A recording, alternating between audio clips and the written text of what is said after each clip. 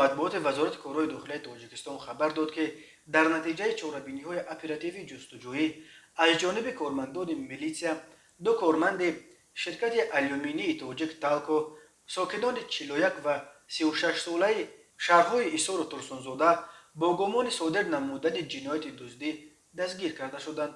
дар иттилои вазорати корҳои дохила гуфта мешавад, ки ин ду нафар санаи 3 июни соли 2021 тахминан соати 14:00 бо роҳи пинҳонӣ бо воситаи автомашинаи хизматии КАМАЗ, ки ба корхонаи мазкур тааллуқ дорад, 11,000 килограмм оҳанпораро дуздида ба маблағи 17,380 сомонӣ фурӯхтанд.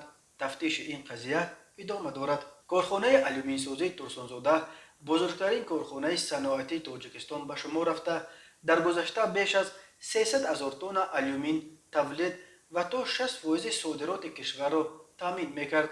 аммо солҳои охир ҳаҷми тавлиди алюмин дар ин корхона чанд маротиба коҳиш ёфтааст. соли 2019 талко ҳамагӣ 100,000 тонна алюмин тавлид кардааст.